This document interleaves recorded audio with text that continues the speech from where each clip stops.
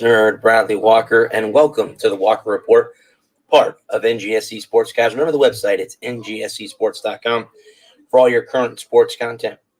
We are also part of Mancini Media, the Game Winners Sports Network, Snowman Multimedia Sports, and the Game Winners of America Incorporated. Welcome in, guys. Happy Thursday to you. Yes, the NFL is back. Week 1 begins tonight between the Chiefs and the Lions.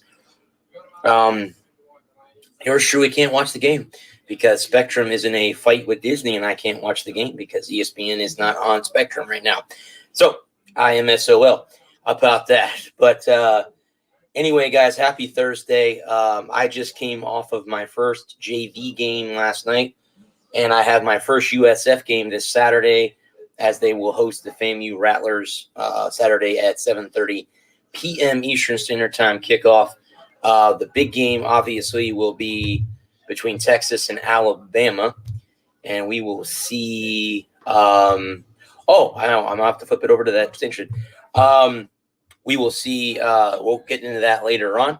We have 2 sponsors on the show, guys. We have the first one is creatingzenspaces.com. It is the local choice in St. Petersburg, Florida for house cleaning, organization, decluttering, and pet sitting.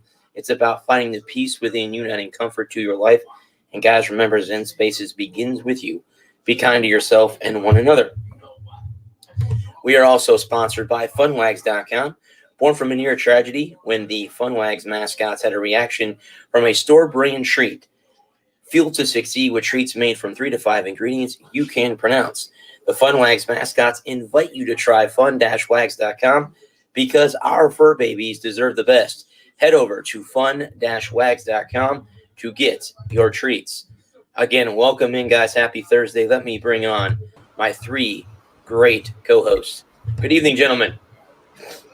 You nailed it. That was... How's it going? It's going. Oh, okay, there we are. Bradley, do you get NBC? Because the game was on NBC tonight, not ESPN or ABC or that.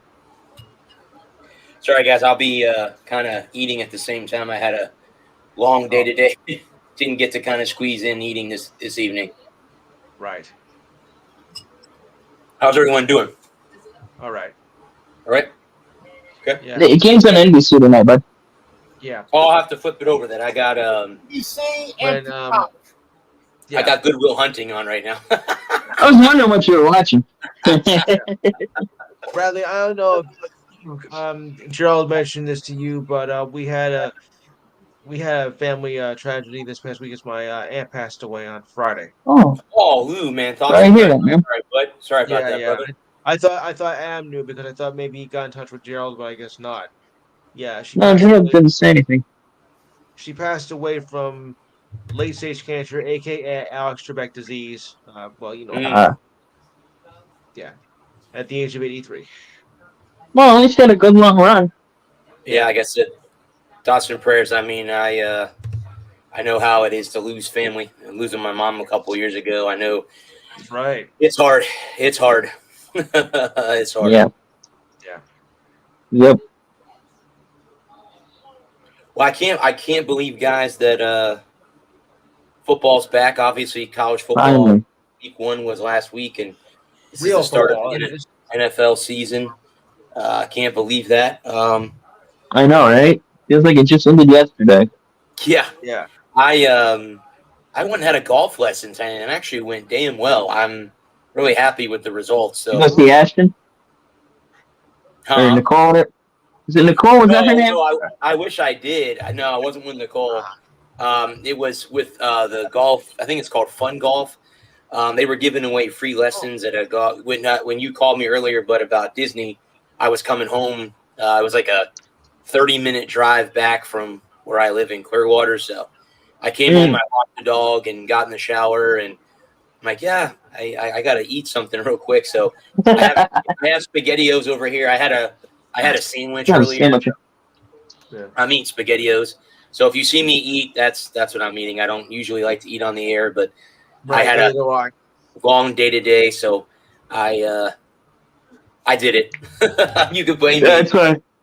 Well, That's why I missed the first part of Gerald's show tonight. I was eating and relaxing after work. So all I can say about Spectrum is, yeah, well, what happened, guys, is remember last week we were on here and the Florida game was on Utah. Well, I heard the pregame, right? And then the cable went out. I'm like, okay, did the cable go out?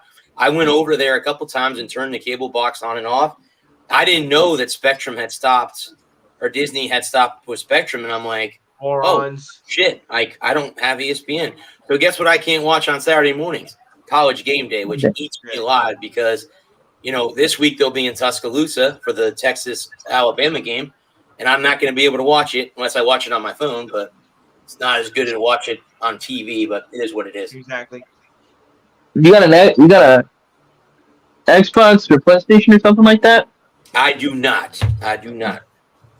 So you can cast it from your phone to your TV through your Xbox.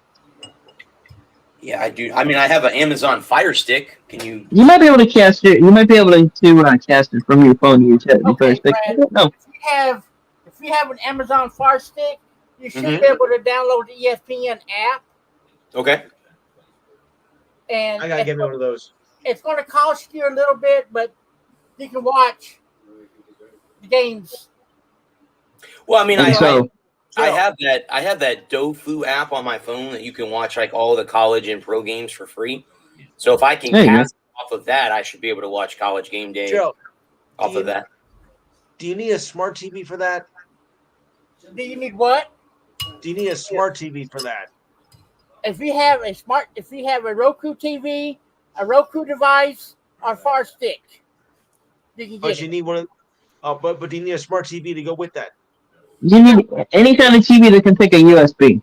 If you have a Roku device, you can hook it up to a regular TV and get it. You better go get me a Roku device. Yeah, Roku's a smart device to have. My brother-in-law have one. Yeah, I have Roku. I have the Roku device hooked up to my TV. I can get everything. I can get everything that you can pretty much get on cable. And everything you don't want. Through Roku. Like right now, I got thanks to Adam, I got YouTube TV. Right. And I mean, you got ESPN, all the Fox channels, NFL Sunday Ticket, and it's all like $70 a month. Yep, it's sweet. It's way better. It kicks the crap out of cable. And you get local channels too with that. Yep, you get all your local channels, you get all your sports channels, thank God. You get all your West channels, so you're good. All the channels you don't want, I don't care about. See, I was with Sling, and there's a lot of channels I couldn't get with Sling. I was getting tired of it. And yeah, sucks. I couldn't get some of the channels. Adam was, well, why don't you try YouTube TV? Okay, I tried it, fell in love with it, had it ever since. I've had YouTube TV for over a year now, and I just use my phone. I can take my TV with me. I have a TV in my pocket, so if I'm stuck at work and like if the race gets rained out on Sunday and they're running it Monday afternoon, throw it on my phone, watch it right there at work, and it's great. As long as I don't get caught. You can put it on your smartphone. You can put it on your tablet. You can put it on your laptop. Yep, and and if you have a smart TV, you can you can cast it from your phone to your TV. You can also do it through a Roku device. You do it through a Roku device. And Lou, Well, yeah, but go to Amazon.com and get the Roku device for $29.95. Okay. and if you don't want to wait for it to ship, you can go to Target and get it like the same price. Right. I think For it's like $25. $29.95, if it's over $25, it's free shipping. So the Roku device will be free shipping. Ooh. And all you have to do is if your TV has HDMI port on the back of it, it comes with the HDMI cable. I have It that. comes with everything you need. You just All you do is plug it in, set up the account, and the account is free through Roku. You don't have to pay nothing for the account. And to start going through there, finding channels you like, start putting them in, and huzzah! you don't have to worry about paying extra for Roku every month because it's free. All you have to do is just pay for the apps you have, the streaming service. Tell me after the show, Gerald, so I can get this all down pat. And I can send you a screenshot of the Roku device that I use. This thing is primo, man. I mean, it is excellent. The Roku device, Lou, is so guys, tell me. It's this small, okay? Yeah. But it holds a lot of stuff. Right. Wow, the size of a snow peak. Tell me about Denny Hamlin signing an extension. I'm talking about I haven't heard the Nick Bosa signed. I haven't heard the detail. I meant to watch Eric's video about it, but I forgot. I forgot he even. I don't know the terms. It's interesting though. Bosa signed for $175 million for 5 years, 122 of that guaranteed. It's also remarkable after what happened, just 8 months ago, and now he's back and he signed a massive contract like that. That's just unreal. Let's see here. Let's see if it gives me. Months ago, he was set for dead almost. Nick Bosa's good, Lou. What are you talking about? Oh, sorry, I mentioned Hamlin, not Bosa. Oh. Well, it's interesting that he signed an signed. Extension. That's what. It's interesting that he signed. Well, that's interesting because he re-signed. That really, I think that kind of closes the door for 2311 to switch to Ford, though, doesn't it? Because there was talk of 2311 switching over to Ford next year, and with Hamlin under contract with Toyota, I can't imagine with Hamlin under contract at Gibbs and Gibbs having the contract with Toyota. I can't imagine Toyota letting Denny Hamlin run another manufacturer run his team with a different manufacturer. So I don't know what that means for 20 and that also closes the door at 2311 expanding. I don't see Denny Hamlin ever running for 2311 racing now. Because I think this is because he's 41 now, I believe, if I remember right. I think the article said he was 42. 42, okay, that's close. Yeah. So I really think that closes the door on Denny Hamlin ever running, unless he runs like maybe 2C, because it's not like Tyler Reddick and Bubba Wallace are very young, and Tyler Reddick was Denny's guy, and Bubba Wallace is Michael's guy, and I can't see either one of those guys being pulled for Denny Hamlin, and I don't see a charter coming available in the next 3 years, and maybe that's what it is. And at 45, no, it's a multi-year deal. I'm assuming 3 years minimum. And so I can't imagine at 45 Denny Hamlin running for a new team. No. Yeah, I saw that pop up, but earlier this week. I don't want to say on Labor Day, and I'm like, yeah, I think it was Monday or Tuesday. I don't remember. Yeah, offhand. I had I just don't talk about that. Go ahead. I think that means that Hamlin will finish out his career at Gibbs. I think he'll run 3 more years, and I think he'll retire after the 2026 season. I think that'll be his swan song. And now that gives Gibbs 3 years to find his replacement and bring them up and get them ready for a cup ride. There's an article, guys, that says how several drivers are already in trouble after a Cup playoff opener at Darlington. What is that? Agree. Title? Well, like we talked about on Gerald's show earlier,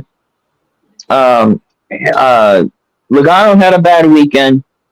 Wallace had a bad weekend. McDowell had a bad, rough. They could not. They were junk. They were absolute garbage. Hot, steaming garbage for 250. The first 250 laps, they were junk. And they just got the car driving right. They were down a lap. Just got the car driving right, looking for a break, hoping to catch a car and get back on the lead lap and go after it. And they got wrecked. Yeah, got wrecked. And kind of. And then Ricky Stenhouse Jr. had a bad weekend too. I think of those 4, I think Logano is in the best shape. He's only 4 points out of 12th right now. That's you can make that up in stage 1. So I think Logano is the best poised to point his way through of those 4. And like I was saying on Joe's playoffs are such a crapshoot because they're so intense and every lap means so much. So there's no time off. You don't ride around for 200 laps waiting for the last caution. You gotta go. You gotta go right now. You gotta make something happen. We won't ride around for 250 laps waiting for the last pit stop. You don't really have time to wait for the last pit stop. You gotta use up your stuff. You got to go. You got to go. Kansas has this ever since it became a playoff race. It's had a reputation for being a wild weekend. So that's the kind of thing that's what I'm expecting from Kansas this weekend. Is it being wild? I think Wallace, Bubba Wallace, Ricky Stenhouse, Michael McDowell, I've got to feel like they're already in must-win situations. All right, Logano can play his way in. I think it will be very easy for him to make up those 4 points or 5 points, whatever it ended up being. I'm not 100% sure. But I definitely think that's overcomable, even in stage 1, with a good points place in stage 1. But then next week, and the thing about Kansas is big, it's wide, it's fast, there's lots of racing room, so there's margin for error. You can miss a corner. You can slide out, gather it back under you, and go back after it. But next week Bristol. And there's zero margin for error at Bristol. You miss a corner, you're going to knock the fence down, man. Wipe somebody out and take out 4 or 5 guys with you. So Bristol you got to be on at Bristol for 500 laps. Yeah. And it's under the lights. It's on Saturday night. Should be a good show. Now this week I won't be watching anything because I'm going to be at a concert all day on Sunday. So I'm going to record it. So I'll watch it on Monday when I'm home. But but yeah, that's kind of what that's where I think that anybody above the cut line, anybody at 12th or above, you got to feel pretty all right with yourself. Kyle Larson struggled through the summer, struggled in August, but you flip the calendar over to September. Get in the playoffs, gets playoff win, brings home a win at a crown jewel event. Feeling good. You try to back it up with another win and lock somebody out. Take a win away from another playoff competitor. A Kevin Harvick or a Brad Keselowski, force them to have to point their way in and have to race 2 solid races the next 2 weeks at 2 difficult tracks for totally different reasons. I think that's going to be, what you're going to be, what the storylines is going into this weekend are going to be bouncing back for McDowell, Stenhouse, Wallace, and Logano. Again, like I said, definitely overcomable for Logano. I can see Logano going out and getting a win at Kansas. He's won at Kansas before. He's very good at Kansas. Often had success at Kansas. So I wouldn't be surprised if Logano locks himself into the second round this week with a win at Kansas. Next week at Bristol, then it's you know what you got to do.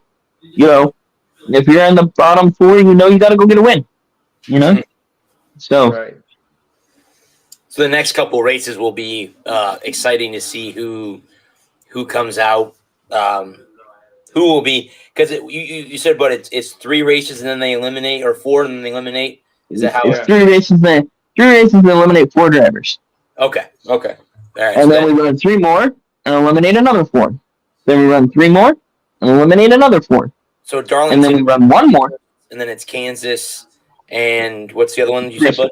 Bristol. So then there's 4 drivers eliminated after those 3, and they race another 3, another 4 drivers, and then they race. You said 1 more, and that's who decides. They race 3 more, eliminate another 4, and then they race 1 more and eliminate 3, and you have your champion. Then that's the champ. Okay. That's the champion.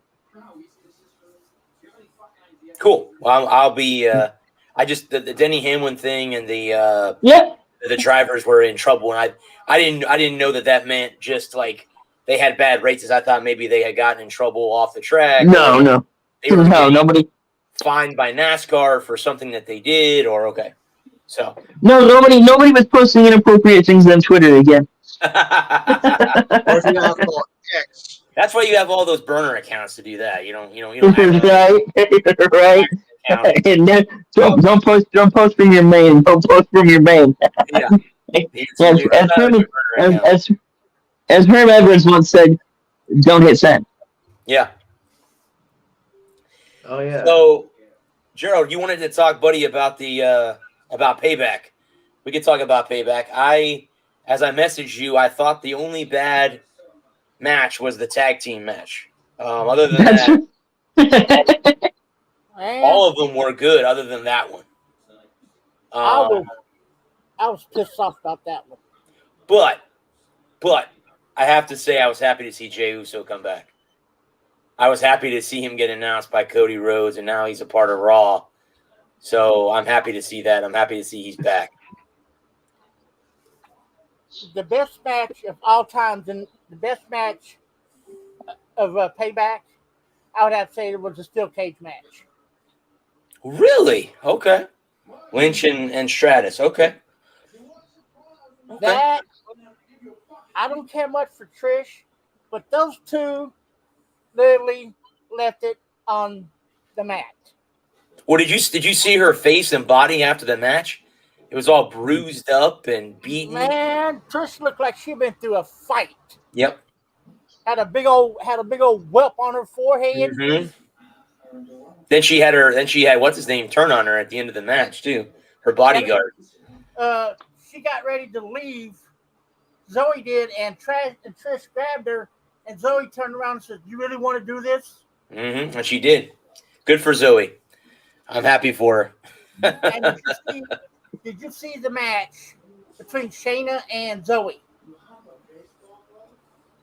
Yeah. On Monday night. That match right there, Shayna showed Zoe some respect. You know what, Gerald? I'm not saying that I don't agree with you. Not that I'm saying that I disagree with you with the Trish Lynch match. I thought the best match was the main event. Shinsuke Nakamura against Seth Rollins. You want to talk about getting the shit kicked out of you? Seth Rollins got the shit kicked out of him. Oh, he did. And still won that match. And here's my question. I would have thought at that point that why can't I think of the guy who's the briefcase? Damian Priest. Thank you. Damian Priest didn't come out at that point because that would have been the best opportunity unless Damian is waiting for Roman. And now here's my question. Cody, I'm upset that they let Cody win the Royal Rumble. He headlined WrestleMania, and he doesn't have a belt yet. And I think the next guy to get a belt, and you could disagree with me, I think LA Knight's due for a title too. I don't know when it's going to happen. No But doubt. LA Knight is going to be a champion. He'll be a heavyweight champion. He may, I don't know. I was happy to see Ray win the American back, keep Austin Theory from winning a title because I think he's a pompous asshole. I mean, he's a heel. Tell us how you really Okay, I'll buy that. He's a heel. I understand that, but he acts like he's above everybody, and the kid's brand new to the WWE. You know, it's like, dude, you ain't got anything going for you. I mean, you were Vince McMahon's do boy, and he's gone now. So, but yeah, I mean, like I said, the only match that pissed me off, Joe, I agree with you, was the match with Owens and Sami Zayn against Judgment Day. To use all 5 of them to win the belts are ridiculous. They can't win a match heads up, because the same thing happened in the match, the women's championship match. That was a great match. Raquel was holding her own with Rhea. Oh yes, I agree. But had they got no interference, she would have won the match, and she didn't. And I don't, the Judgment Day can't win straight up. Period. They can't win a match by themselves. Next week, Raquel gets another shot at Rhea Ripley, but Dominic Mysterio is barred from ringside. Doesn't stop Damian Priest and who's the other guy that's in that? Finn Balor. Oh. And now it possibly could either be JD McDonough joining up or Jey Uso.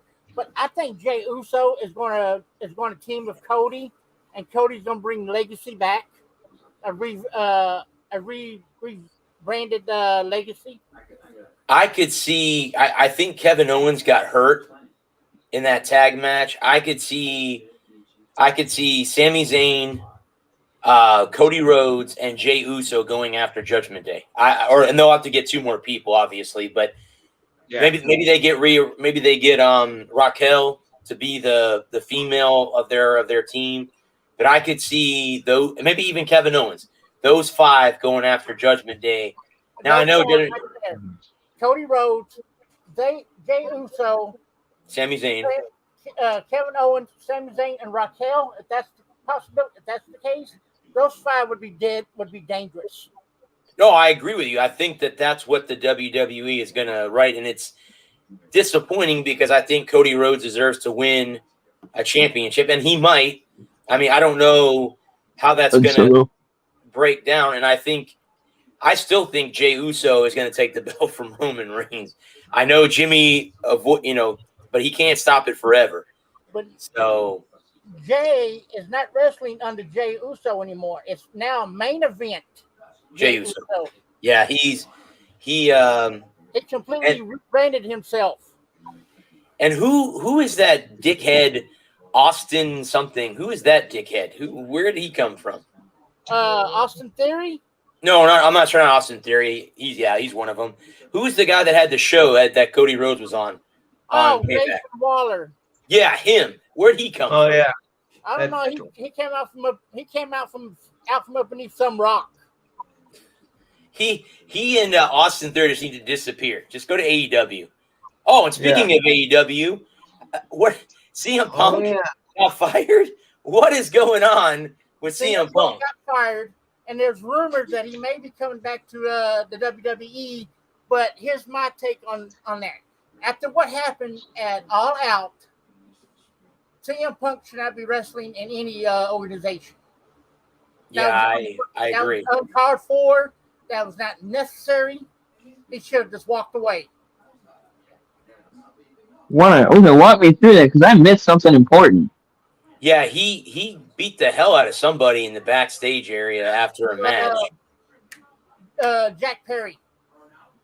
Yeah. Like for real? Yeah, for real. Yeah, for real. It wasn't. Wow. It wasn't a wrestling match. He beat the hell out of him in the back. To the hospital with severe injuries. Yeah. Yeah, I'd press charges. I'm sure you will. I'm sure he will. Wow. Honestly, if I was Jack Perry, once I got out of the hospital, I would file assault charges against CM Punk. Well, you know who his dad is, right? You know who his father is, right? Perry. The great Luke Perry passed away. Yeah, that's his dad. Yeah, that was his dad. So The actor? The actor, yeah. Yeah. The one, Okay. Yep. the one that did himself. the movie 8 Seconds. He was also in Beverly Hills 90210. I was gonna say that's where you mostly know him from is 90210. Yes, Yeah. 90210. He played Dylan in 90210. Yes. Yeah. My brother used to watch that show. That's why I know so much about it. So do I. So did I. And he was also in the movie The Fifth Element as well. Yeah. He was the professor that died early in the movie. But yeah, Mm. Fifth Element too. One of my favorite Bruce Willis movies. So Great yeah, movie. Yeah, that. feel Yeah, bad but, for Bruce Willis. Yeah, definitely. I still, and also another thing too, I want to touch on real quick is NXT. This past Tuesday, NXT went off with a shocker. It was Von Wagner versus Braun Breaker as a no disqualification match. Anything goes. The match ended in a draw. Ooh. Expired. At the end of the show, all you see is a black screen. Or first you see Braun Wagner laying on the steel steps, and you see Braun picking up the steel steps, and that's when the screen went black, and they cut. Was that part of the script? I think so. But honestly, I think NXT is going to write Wagner off and send him up to either Raw or SmackDown. I thought I was going to send him up the river. Gerald, did Becky Lynch appear on NXT? Because the NXT Women's Champion came at Payback. Did Becky Lynch go to NXT and face her, or is that going to happen? Yes, she went to NXT and told Tiffany, "Get ready, because next week I'm coming for your title." Also, the man's in NXT. Okay, Yep. I figured that was going to happen with what had happened at Payback. In the backstage area. Okay. Becky told Tiffany, "Get ready. Next Tuesday, I'm coming back to NXT, and I want to take that women's title." Yeah, because she never won the title when she was in NXT. Nope. She never has. That's one title that she has never held. Because all the other ones did. Charlotte did. It was Charlotte Bailey, I think, held it. Bianca's had it. Bianca's had it. Bailey's had it. Charlotte's had it. Yeah. Everybody that came up with her, with Becky Lynch, when they all the three of them came up, Paige, or was it her Sardania, whatever her name is now that she goes by in AEW. But I mean, Saraya, Paige. She won the NXT because she's the one who came up and took the women's title away from AJ Lee the night after WrestleMania. Shayna Baszler's also had it. Yeah. So, I mean, everyone's had it but Becky. So I'm it'd be interesting to see Becky go back and get it. Tiffany has not seen anybody as bad as Becky. Right. I think Becky's the best right now in the business. That's just my opinion. I just think she's a tough out. Dangerous. Yeah. I mean, Raquel's not a pushover either, and Shayna Baszler's not a pushover. Rhea Ripley's not a pushover, and who's the little girl who has the SmackDown championship? Morgan? No. The one who took it away from Asuka. Io Sky. Io Sky. She's the smallest of any of the champions. She's the quick, fast, high flyer. Well, the only reason why she's keeping it is because of Bailey and Dakota Kai. Joe Burrow signed a 5-year, $275 million extension with the Bengals. I just broke 2 minutes ago. Wow. Yeah, the guy that we had on last week, the guy that was talking college football with us or didn't talk that much, he just broke that on my YouTube page. I just saw it on the comments section. Yep. So appreciate that. Thank you. I was going to wait until this segment ended and break in. Breaking Yeah, news. But I still like to know what's going to happen with Braun Wagner. I hate cliffhangers like that. Yeah, that was. I'll jump in here real quick. That's when they went to the 3 hour Raw, like 10 years ago now. Or how it's been a minute now. But when they went to the 3 hour Raw, I was excited. So okay, cool. No more fade to black at the end when things are heating up. Like that was like okay, cool. No, we'll finish out. We won't have the fade to black. And then I watched the first couple of weeks, and they were still fading to black as things were popping off. I'm like, no, there's that. yeah. And but again, Fastlane is coming up soon. That's the next big pay-per-view. October 7th, right? Yeah, I'm looking for. Now, here's some matches that I would like to see come to light. Jimmy versus Jay.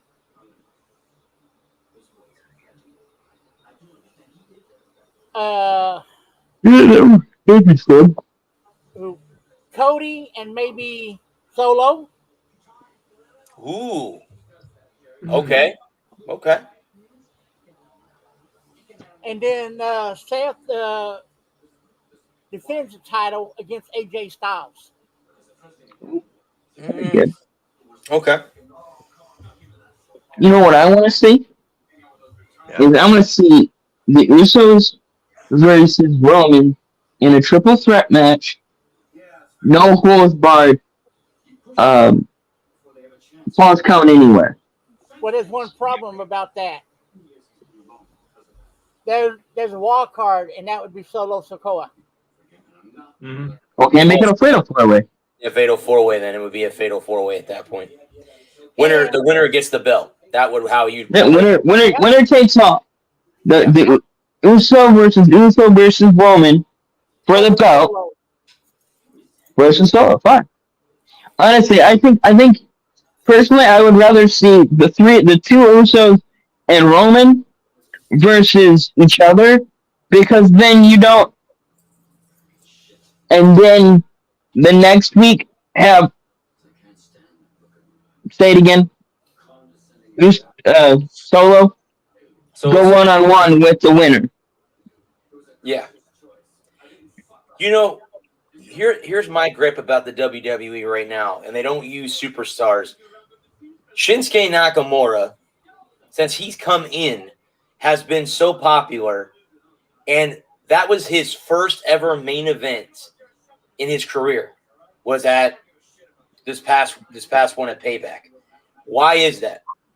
That baffles me that a guy like him, who's very popular amongst the fans, that's his first main event in his career, and it takes attacking Seth Rollins to get to that point. I'm just they don't utilize the talent that they have in certain circumstances. And it's not just him. I mean, there's a bunch of guys. Cody Rhodes is another one. You know, you give these guys, huh? LA Knight. They don't use LA Knight's another one. He should have a belt right now. I don't. Nothing against Gunther or nothing against Rey Mysterio, but for God's sakes, LA Knight needs to be a champ somewhere. Tag team champion. I would love to see LA Knight and Gunther go up against each other. That would be a hell of a match.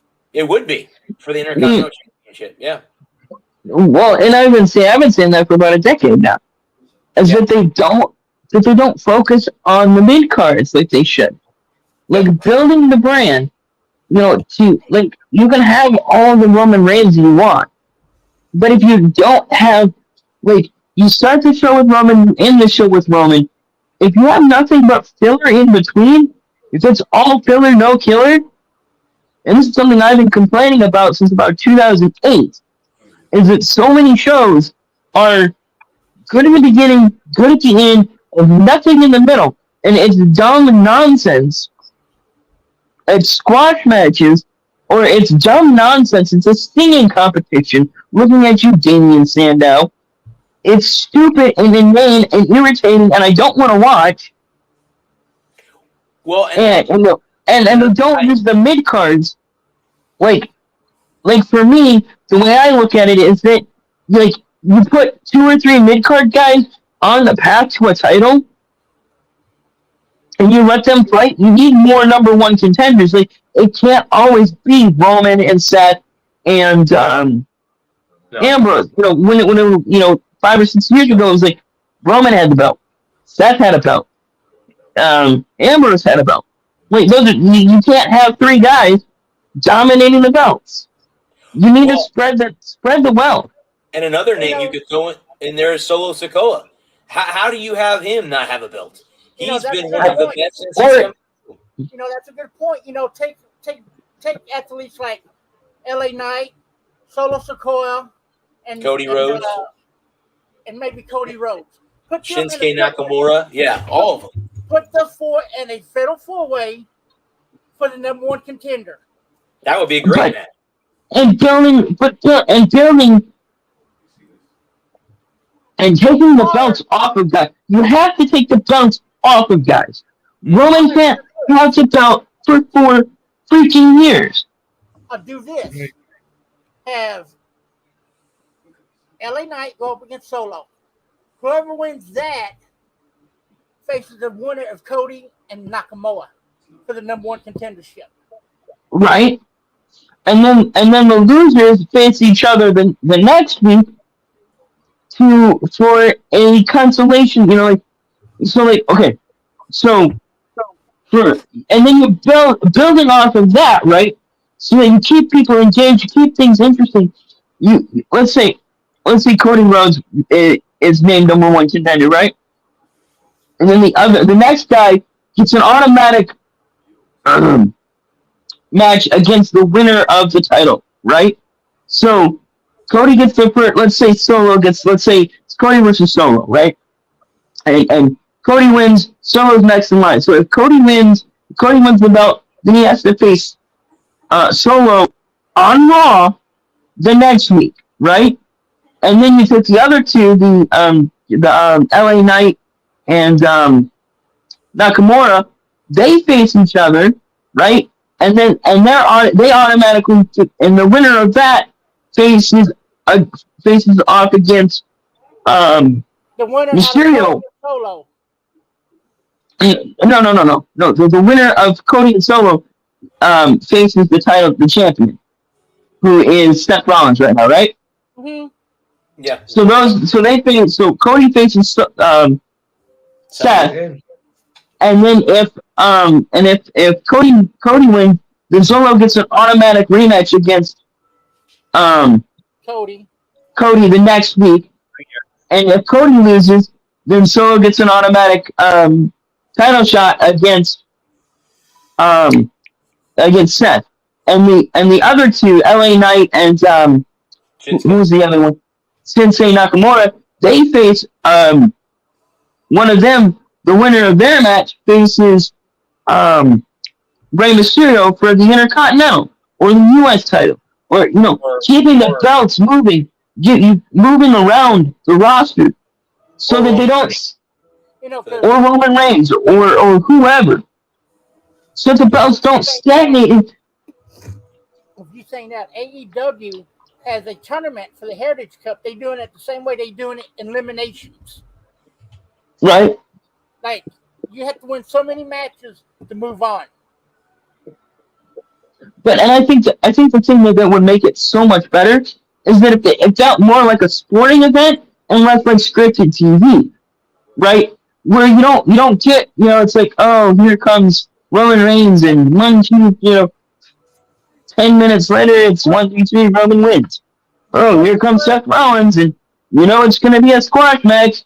5 minutes later, yep, Seth's got, Seth retained. Whoop-de-doo. Make it so that you can't, make it so that you take the belts change hands.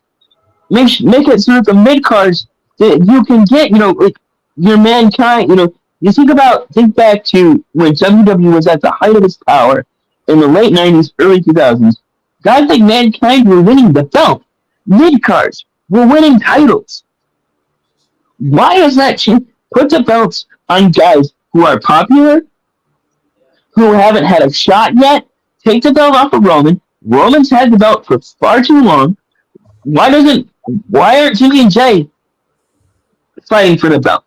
Why don't they have a shot?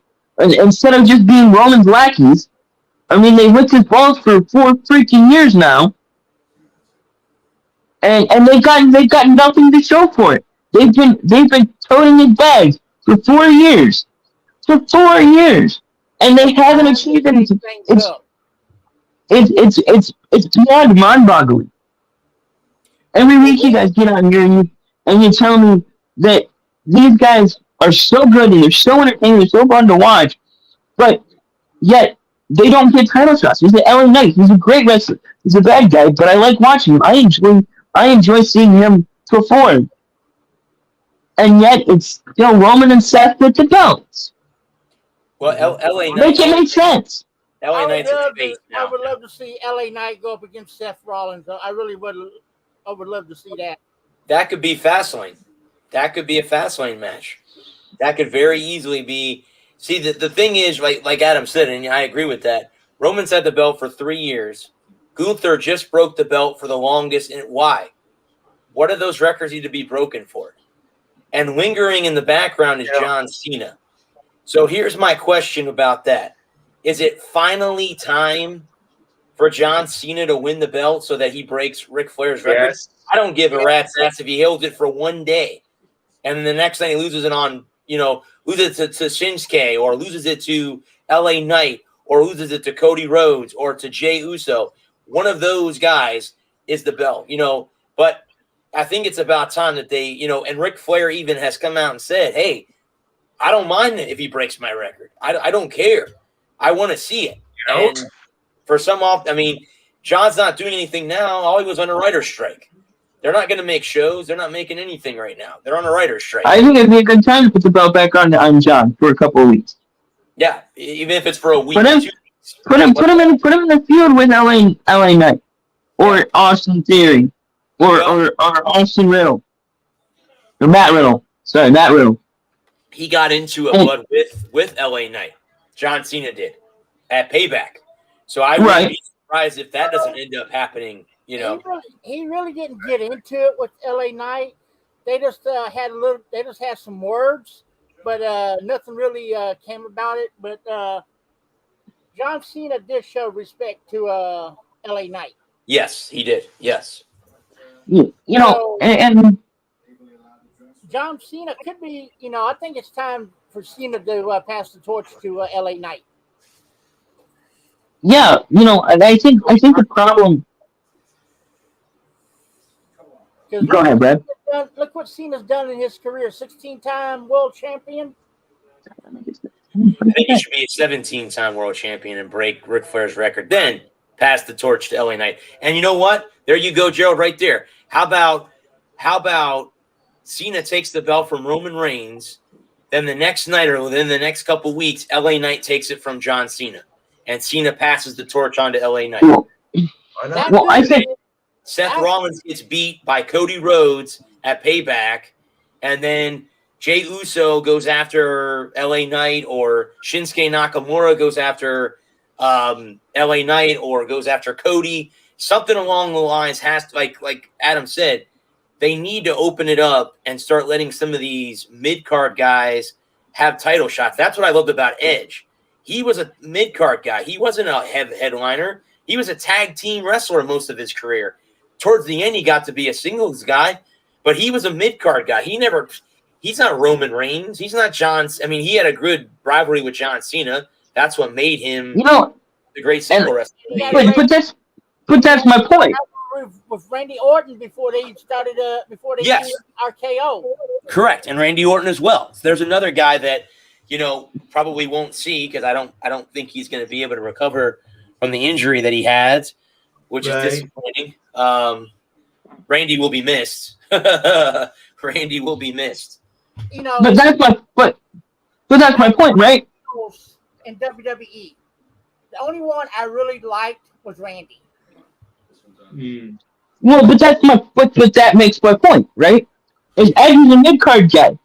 but he was so good, he was so entertaining, he was so beloved that he was given a title chance. He was given a solo run. Right. They didn't know what to do with him. After Christian and Edge break up, they didn't know what to do with him, but he was popular. And he worked his way, he got a title shot, he earned his title shot, he was given a title shot.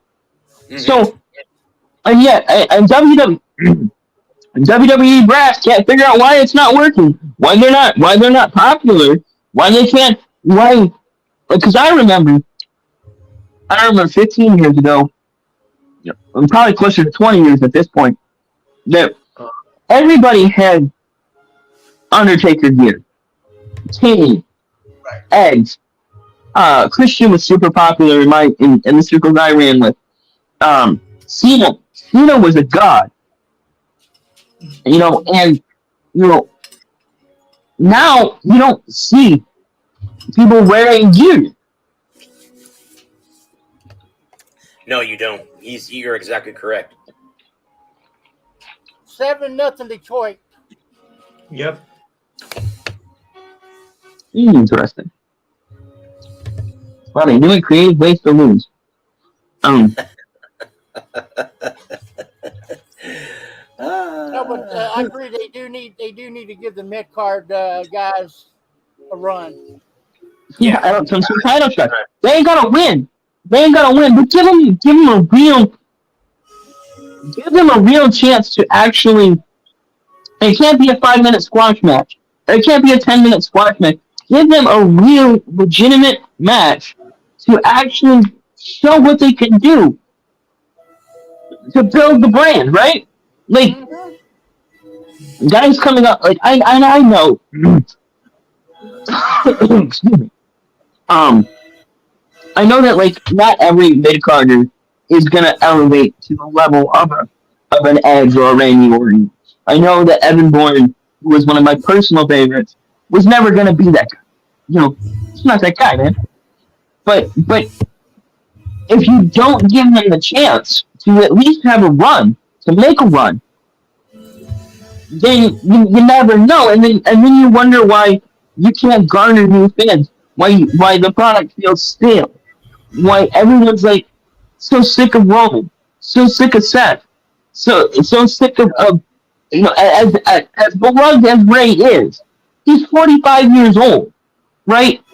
He's not going to be around forever. He's on his last run, and if you're not doing anything to create interest in his successors, then and there's too many factions. There are way too many factions between the Bloodline and Judgment Day, and you got 9 wrestlers tied up in 2 factions. And how do you create storylines when you can't have you can't put the Usos up against each other because they're in the Bloodline, and the Bloodline is Roman's thing. You can't put Priest up against Dominic because they're in the Judgment Day. You gotta break the factions up, man. Even the Brothers of Destruction, Kane and Undertaker, work solo, and were great solo. You've got to be able to work solo if you I understand there are tag teams, right? They're like the Rockers, like Shawn Michaels and the other guys. Yeah, Mark Jannetty. Even the Rockers broke up, right?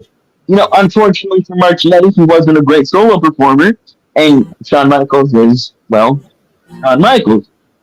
But like the New World Order was great when it was just the 3, when it was Hulk and Nash and Hall. Right? They were great. The New World Order was great. And then when they started adding everybody and their cousin, like I think my mother was part of the New World Order in '99 at one point, because everybody was part of the New World Order in '99. Except Sting. Right. Oh, But and then they're like okay, we're gonna the New World Order and then New World Order Wolfpack and that's gonna be a thing, but it never went anywhere, and then WCW died. Actually, I believe it was murdered by Vince McMahon, but that's a whole other story. So, do you guys want to get into college football from last week and then get into this week's game? Let's go. Absolutely.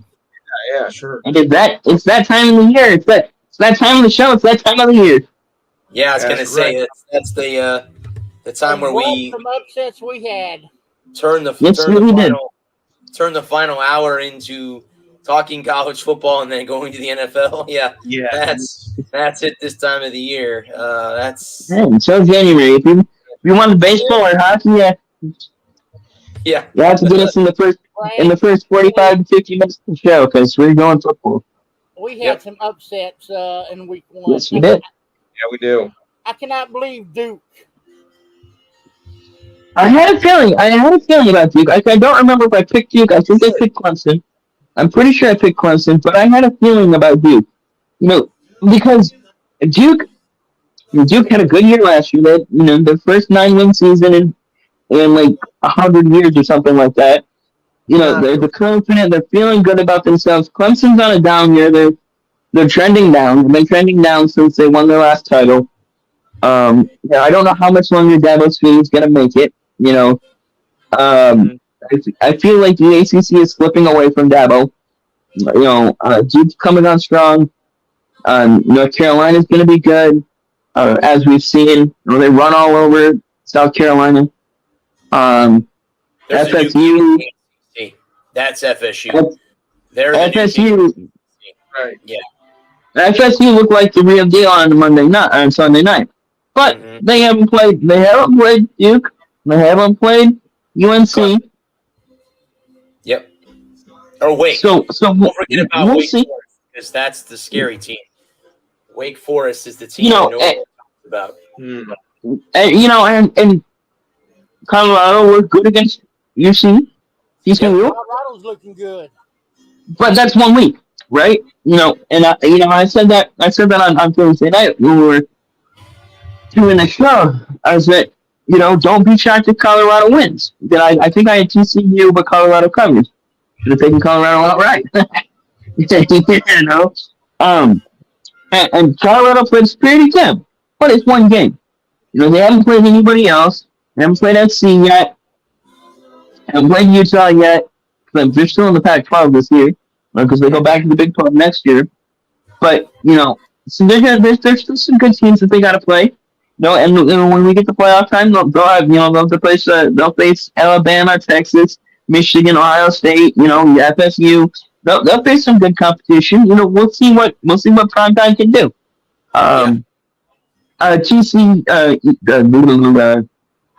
Texas Christian. Texas Tech is in trouble.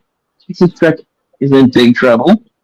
They got beaten overtime, double overtime by Wyoming in a whale of a ball game. Probably the best ball game of the weekend. I enjoyed that. Really enjoyed that game. And then Baylor is in huge trouble. Baylor might as well just close the doors at this point because that was embarrassing. That was humiliating. They lost to Texas State in Waco by more than 7. That shame. 7-7. Yep. 7-7. Yep. Yes. Finding new and creative ways to lose. Here is this week's games. Number 1, Georgia is at home against Ball State. The Bulldogs are a 42-point favorite. The over-under is 52. Georgia. The points in the over. Okay. All right. The number 5 Buckeyes are home against Youngstown State. There is no line or over-under for that game. Yeah, that's right. Youngstown State does come into the game 1-0. Just to throw that out. Yes, but Youngstown State played Michigan Tech for the deaf and blind, so they're in the horseshoe. They're in the horseshoe this week in Columbus. Ohio State way. Number 7 Penn State is at home in Happy Valley to play Delaware. Again, there's no Lions. line or over under for that game. I'm going to say Penn State. Yeah, Penn State. No Penn State. problem. Yep. Penn State. Now here's the one of the exciting games at noon. You have number 10 Notre Dame on the road in Carter Finley Stadium in Raleigh to play the Wolfpack of NC State. So Irish are only a 7.5-point favorite. The over under is 50 and a hook. Notre I'm Dame. still going for Notre Dame. I'm still Notre Dame, but NC covers Okay. All right. NC State covers. Okay. and the under. You have the Utah, who came off the win over Florida. They are in Waco to play Baylor. Utah's an 8-point favorite. The over-under is 47. Utah. Utes by 50. By 50, okay. They are. The Baylor's going to get spanked. the number 15 Kansas State is home against Troy. Kansas State is a 16.5-point favorite. The over-under is 51 and a hook. Kansas State. K-State. Okay. No question. Speaking of Mr. Prime Time, he is home this week against Nebraska. They're only a 3-point favorite with the over-under being 59. I'm taking Colorado. I'm taking Jimmy more. Jimmy 10. Jimmy 15. Yeah. Does Nebraska even show up? I think that's the question you have to ask. If Nebraska show up, because they lost another one possession game against Minnesota last week on Friday night. After leading in the fourth quarter. Yeah. Colorado by 50. The next one is the number 25 Clemson Tigers. They will host Charleston Southern. There's no line or over-under for that game. Clemson on the rebound. Yeah, and then I feel bad for Clemson. Yeah, if there ever was a mercy, if there's ever even a mercy rule. The number 2 Wolverines are at home against UNLV. It's a 37.5-point favorite for the Wolverines. The over-under is 57. I'm taking Michigan. Michigan, the points in the over. And I think we get on track. We didn't have our I think one of the things that is that ECU played the game the only way they could was to stop Michigan's running game and try to stop Michigan's running game, and McCarthy had himself a day. And I would have liked to put more points up on the board, but that still won the game. But we also didn't have our regular offensive coordinator last week. We get him back for this week. I think we'll take care of business, no problem. So those are my thoughts on Michigan versus ECU last week. Not that anyone asked, but the 3:30 game on ESPN2 is actually quite interesting. You have 2 top 25 teams facing off against each other. You have Ole Miss on the road in New Orleans to play the Green Wave. Ole Miss is a 7.5-point favorite. The over-under is 66. I'm going to go Tulane. I'm taking Tulane as well. I think I'll take the Green Wave as well. Yep. I'll take the Green Wave. I think that's going to be a fun one. I'll take any kind of wave. It's going to show up and show out. Yeah. The next game is in Miami as the Hurricanes, who are 1-0, host the Aggies of Texas A&M. The Aggies are a 4-point favorite. The over-under is 51. Miami. I'm going to go Miami.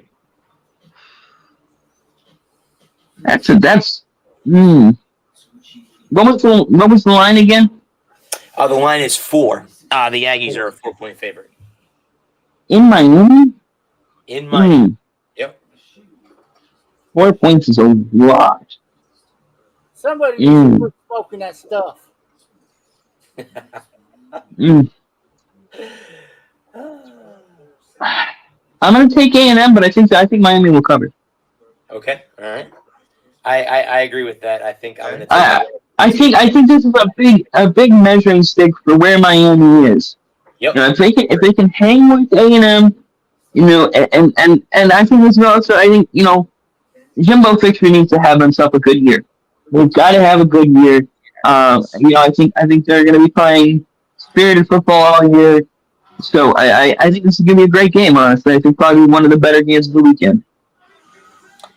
The next game is at 5 o'clock. You have the Tulsa Golden Hurricanes in the AAC. They're 1-0 on the road against the Washington Huskies. Washington's a 34-point favorite. The over-under is 65. Who's in Who's Washington playing? Tulsa. The Golden Hurricanes. Golden Hurricanes. But I think Tulsa's going to cover, though. Ooh, this is going to be a good one. I like Washington, but I agree with you. I think Tulsa covers. I think 35 is a lot. Okay. And 35 is a lot. Tulsa's not a bad. I mean, yeah, obviously they're a good AC. Let me put it this way: they're a good AAC team. They'll compete for the AAC title. They're a good AC team. They're not a Power 5 team. Washington should handle their business, but I think that Tulsa will hang. I think Tulsa will make it interesting. I don't think they'll win. I think you're looking at 25, 21, 25. You know, something like 50, 20, 23, 52, 27, something in that range. Tulsa gets a couple garbage time touchdowns and breaks a lot of better starts.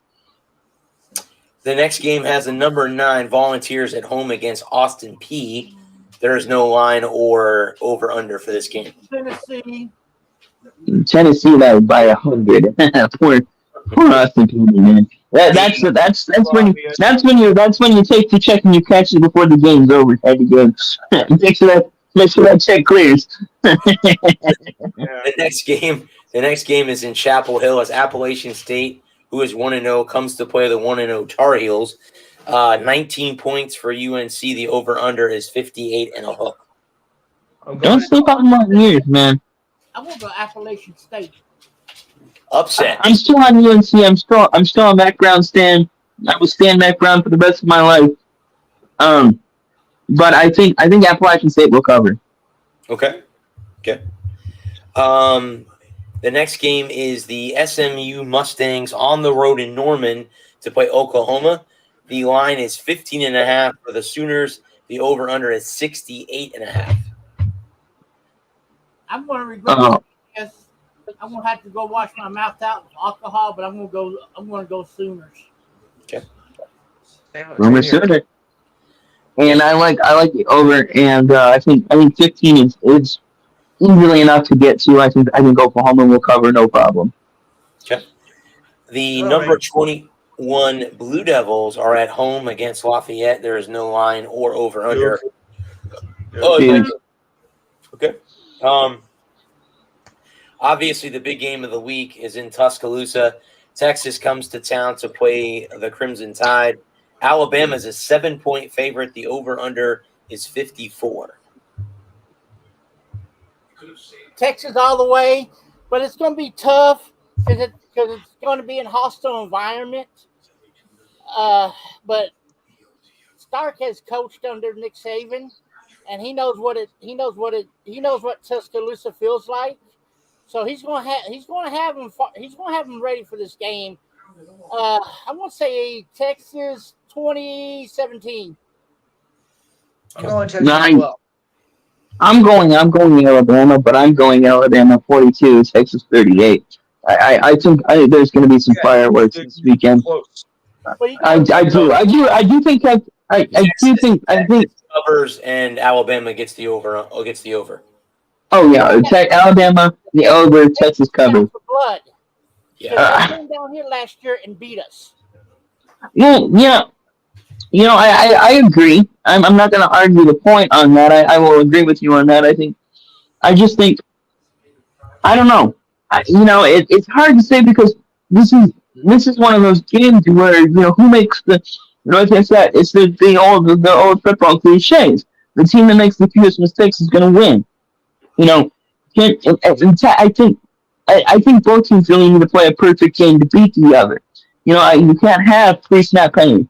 You can't jump off sides on second or false start on 2nd and 3. You can't you can't have a hold on a 15 or 20-yard play. You can't have bad pass interference. You can't go get a block in the back on a big punt return. You can't throw a bad pick. I think those are the things that are going to really.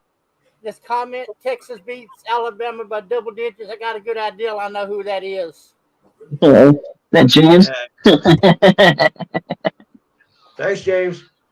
I do. I like that. Not James. It's a mutual friend of mine and Brad's. Oh, it's Bobby. Got to be Bobby. Yep. Okay. I'm imagining that's who that. Well, the thing about it is you know what happens on October 7th, right? Other than Fastlane is the Texas-Oklahoma game. Oh.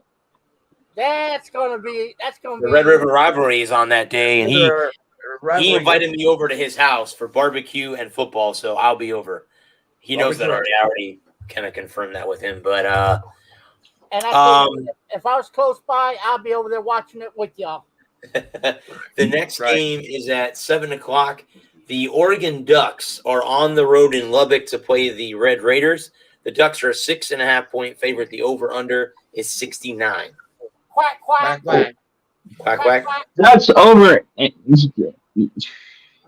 Let me Does that give you covered? Let me ask you guys this question: what conference went undefeated in Week 1? SEC. Pac-12. No, the Pac-12. Every team in the Pac-12 won their game. It's funny how the last year the conference and they all went on. They all won their first game. The Pac-2. The Pac-2. As of right now, it is. LSU is at home against Grambling. Again, there is no line or over/under. Grambling. I'm going gambling. Yeah, poor Grambling. They picked a bad week to schedule. LSU. Let's go gambling. No, yeah. LSU. Grambling. LSU needs to get right in a hurry, and Grambling's a perfect game to get right. Yep. The number 19 Badgers are at home to face the Cougars of Washington State, one of the two remaining teams in the Pac-12 next year. Wisconsin's a 6-point favorite. The over/under is 58. I'm going Wisconsin. Wisconsin, the under and the points. The Badgers, okay. So Tallahassee will be an Alabama game, Brad. I'm sorry? What time is that Texas-Alabama game? 3:30. Or 7:00. My fault. 7:00. 7 p.m. I don't have to get up early to watch it. Tallahassee will be absolutely lit up as they will host Southern Miss. The Noles are a 31-point favorite. The over/under is 53 in that game. Chop, chop, chop, chop, chop, chop. Yeah. I agree with that. I think the Noles will cover, and they'll cover, and then they'll have the over. I don't think Southern Miss. I think combined the two teams can score more than 53 points.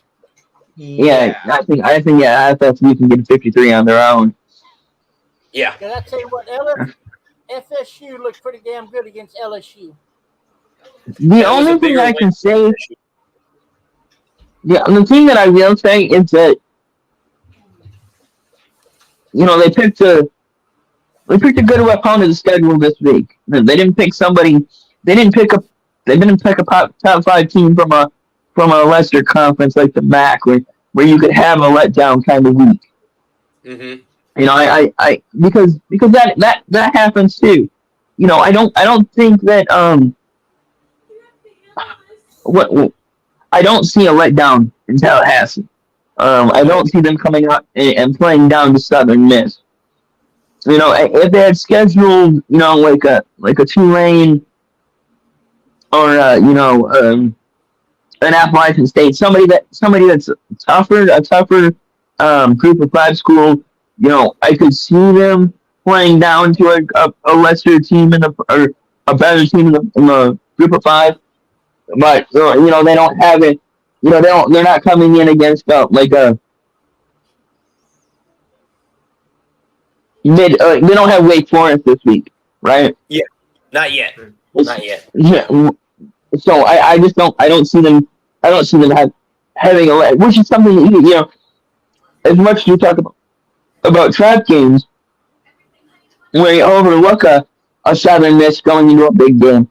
You have letdown games coming off a huge win, like beating LSU. But I just don't see that this week. I think the Noles will be fine. UC Davis will be in Corrales, Oregon, to play the Beavers, the other team that's still left in the Big 12 or the Pac-12 as of next year. There is no over/under guys in that game. Beavers all the way, or will UC Davis? Beavers all the way. Okay. Beavers. And the other Pac-12 game is between two Pac-12 opponents. You have Stanford on the road against USC. The Trojans are a 29.5-point favorite. The over/under is 6.5. USC. USC points in the over. Okay. So that is. Caleb Williams is going to be balling out. So hang on just a second, because I always like to look up USF, and I also like to look up Rutgers as well, because we have fans of the team. So let me see who Rutgers is playing this week. And I'll look up USF is playing FAMU. I know that. I want to see what the line is in that game. Let me see who Rutgers is going up against this week in the Big Ten. They beat the brakes off from Northwestern last week.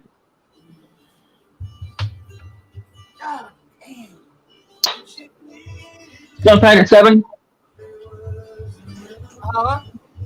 Still tied at 7? Yes.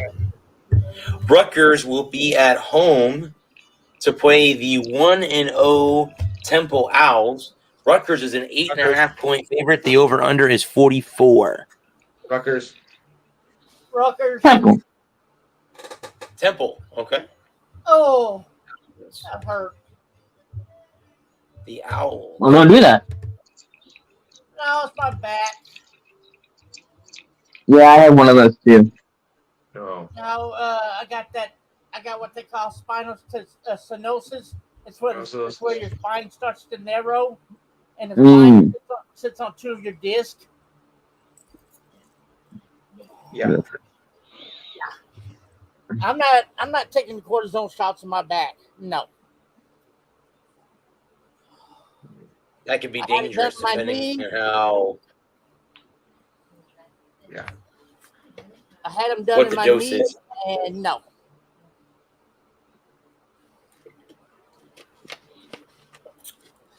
And wait, were we able to find the line for the SFU game?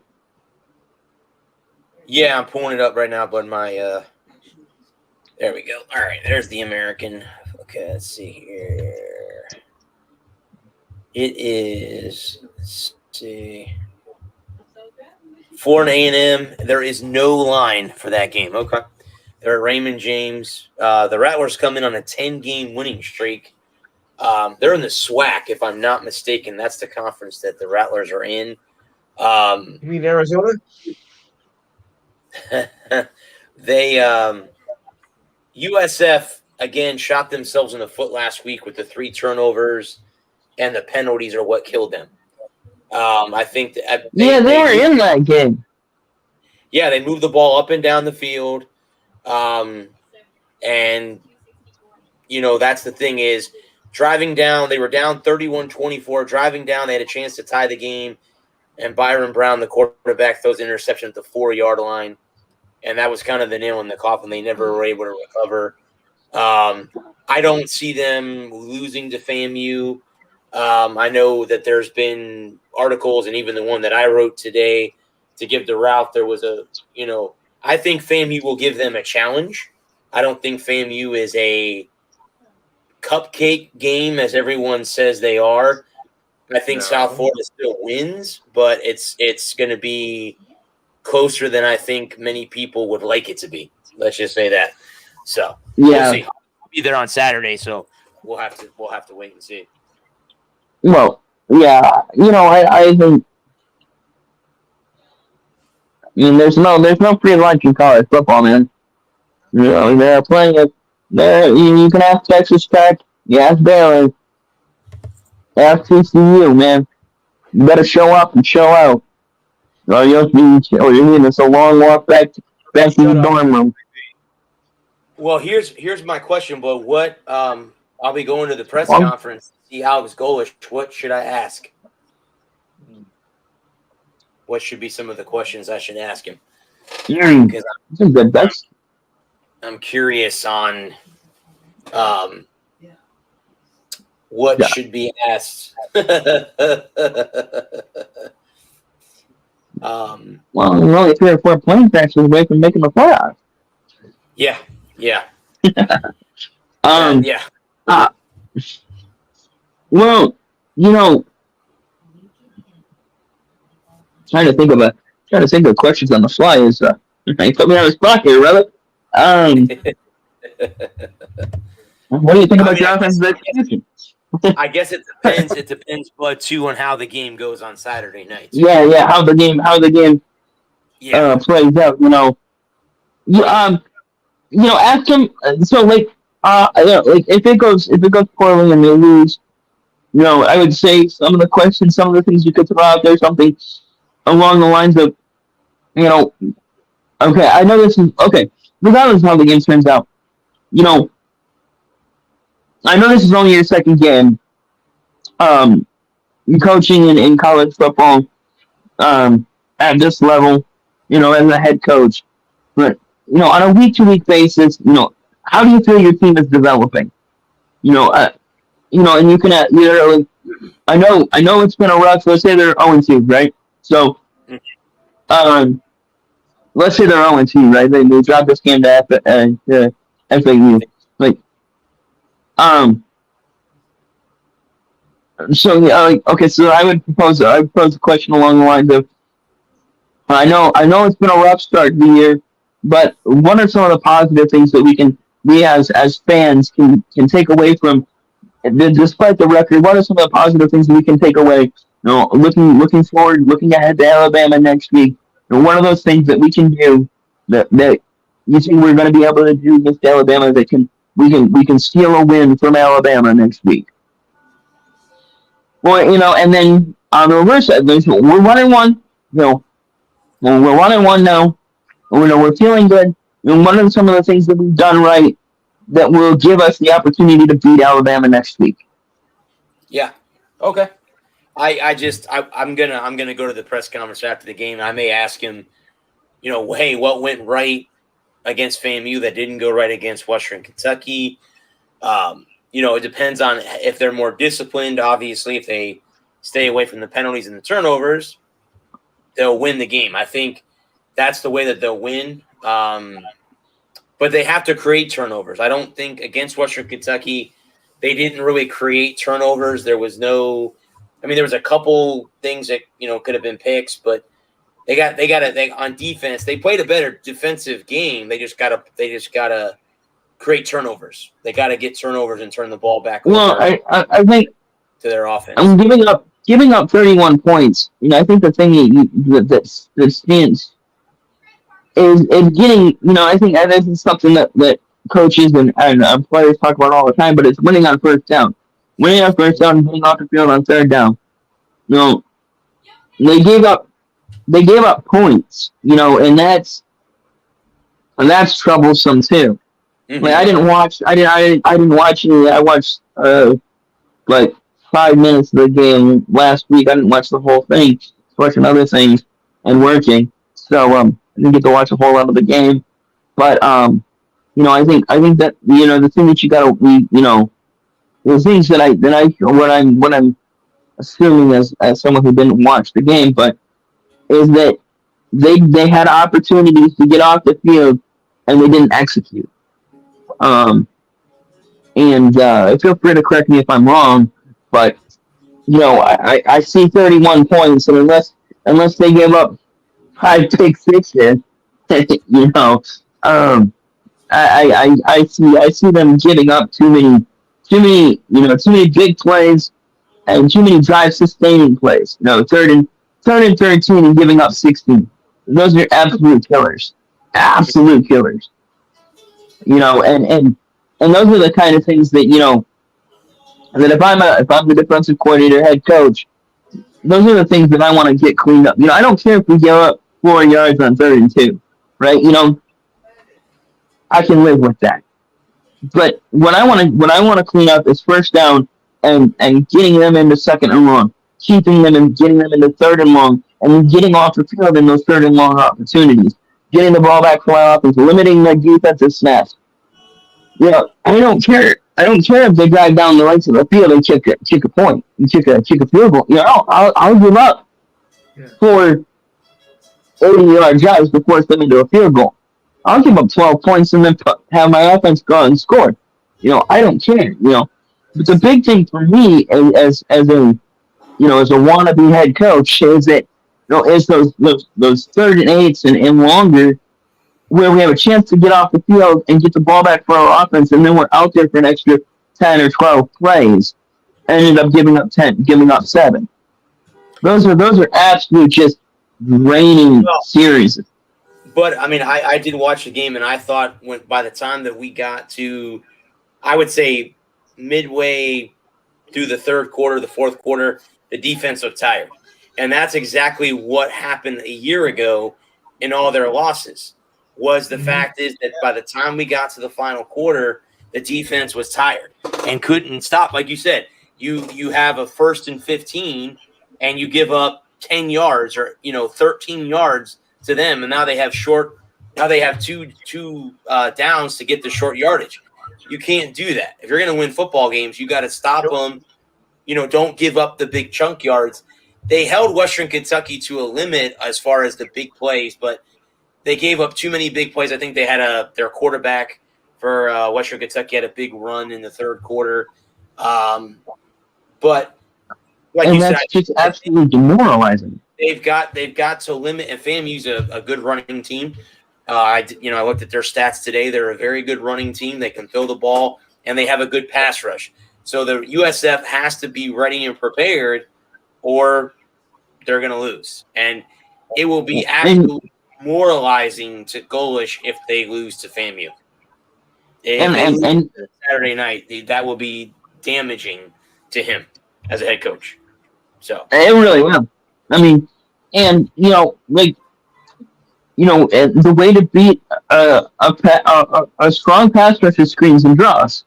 Is setting up screens and draws and making them run. And so, that's the thing. That's the kind of thing that I would be looking for to exploit. Doing that pass rush upfield and dropping it over their heads and letting I think two-button running quarterback like Byron Brown also will neutralize that well, because they're going to come after you, but if you can get past them into that second level, there won't be linebackers and safeties because they would have all come at you. So there will be room in the middle, and there was room in the middle against Western Kentucky last week. And again, I'm not saying that Western Kentucky is better. They are a better team. They went 9-5 last year, got a big win against Appalachian State in a bowl game. FAMU was, they were a good team last year too. So I'm not trying to say that it's going to be a blood. I just think USF will win. I just don't think it's going to be as a blowout as people think. And then I could be totally wrong. They could go out and, put 50 up on the board and FAMU has no points. Or it could be the other way around, Right. FAMU could score 50. Right. And the thing is that it could be a case of a close game, or it could be a nice, good old-fashioned case of whoop ass. Yeah, correct. And I think the other thing that Golish has to do this week is keep them locked in. Mm-hmm. Because next week is Alabama, right? Yes. And like you're set. There's got to be a tone setter, right, for the rest of the season, and not overlooking FAMU because you're champing at the bit to get at Bama. And regardless of how Bama, especially if Bama loses to Texas, they're going to want blood. They're going to want blood next week against USF. Mm-hmm. They're coming for their pound of flesh, and keeping them focused on this week you know, I think that's gonna be huge. Is keeping them focused on this week, making sure they're locked in and ready to go on Saturday night, and being. That's a great question. You know, ask him. I would I would ask him after the game, regardless win or loss. You know, how did you keep your team focused on this week? You know, everything. You know, next we know we got Bama next week. You know, it's a big game for the school. You know, we're looking forward to going out there and showing the world that that we can hang with the big dogs. But in this game, you know, the challenge is keeping your players focused, keeping the kids focused on 1 week at a time, one down at a time, one game at a time. Oh, what did you say? What was your what was your main source of inspiration for the guys this week? I'll be more than happy to ask him. More than happy to ask. Okay, so we have the NFL. The Chiefs are up 14-7. Creative ways to lose. So 32 years. Here's the breakdown. The 1:00 games. The first one is Carolina is in Atlanta to play the Falcons. The Falcons are a 3.5-point favorite. The over/under is 39.5. I'm taking Falcons because I don't trust Bryce Young right now. Falcons. Okay. I'm taking Panthers. I don't think the Falcons have a chance. Okay. Carolina. Okay. The road team. I'm with them. I don't try. Yeah, not so much that I don't trust Bryce Young. I think he'll be fine. I think he can have a nice little career. I don't trust that Carolina offensive line worth a damn. They got beat up in the preseason. And said it before, I'll say it again. You can't win games looking up at the sky. Or in this case, the dome. And I like Atlanta. Would you say 3.5? 3.5. Yep, that's the line. Yep. I'm gonna take Atlanta. I'm gonna say I'll say Carolina. Carolina covers, and I'm gonna go over because I think I'm feeling 23-20, something in that range. Okay. All right. The next game has the Bengals on the road in Cleveland. The Bengals are a 2-point favorite. The over/under is 47.5. I'm taking Cleveland. Cincinnati. I was wondering. Yeah. I'm taking Cincinnati. Yeah, I'm going to take the Bengals. I'll take Atlanta in the first game. In the Battle of Ohio, I'm taking the Bengals. I like the Bengals as well. I'm gonna take the Bengals to cover, and pretty much if they win, they cover pretty much, right? Right. And what was that? 47 flat. 47.5. 47.5. Yeah, I'm gonna take the over. I think it'll be like 28, 20, 35, 17. So something in that range. I would say I think they'll get the over. Battle in the AFC South as Jacksonville is on the road in Lucas Oil Stadium. The Jaguars are a 5-point favorite. The over/under is 46. I'm taking the Jags. Yeah, me too. Indeed. Same thing that Carolina has the problem. They have no offensive line. Yeah, that was my big. Well, I think Anthony Richardson's a bit of a better runner than a runner. I think Bryce Young is better in controlling the pocket, but I think big plays break down. I think Anthony Richardson's a little bit better as a creative type, but I still like the Jags. What was the 47? It was 46 is the over/under. 46. Yeah, I'm gonna take the Jags. I'm gonna take the Jags for points in the over. I'm thinking 28. Yeah, another 28, 20, 35, 17, something like that range. Okay. The next game is in Minnesota. The Buccaneers are at the Vikings. The Vikings are a 5.5-point favorite. The over/under is 45.5. I'm taking the Vikings. No offense, Brad. None taken. But I don't think this is going to be the same Bucks team without Tom Brady. Nope. The Bucks will win because of their defense, not because of their offense. Touche. I'm taking Minnesota. I think Tampa will cover. What was the over under? 45 and a hook.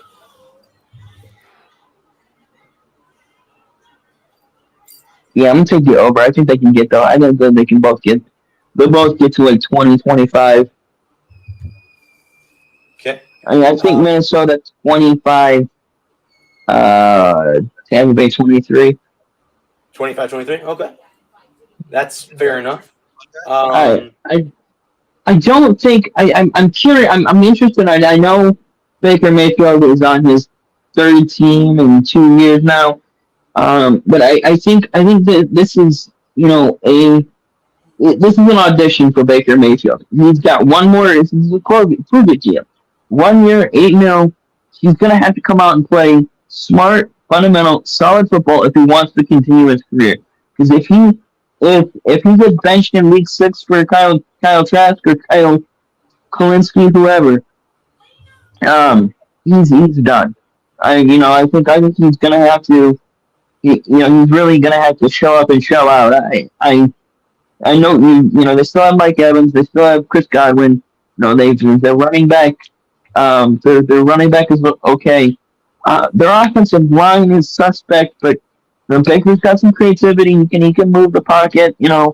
They could be all right, and the defense is still solid. So, yeah. The next game, guys, is in New Orleans. The Titans visit the Saints. The Saints are a 3-point favorite. The over/under is 41 and a hook. Saints. Okay. Saints.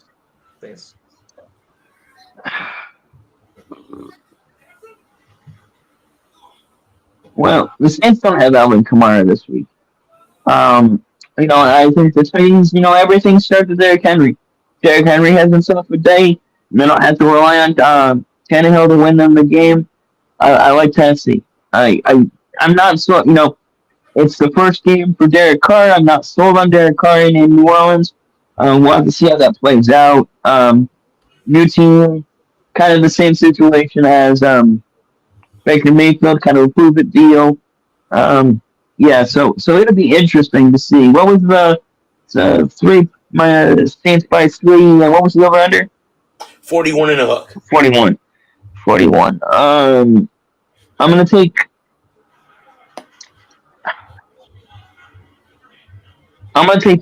Tennessee. Tennessee to win outright, and I'm gonna say the under. Okay.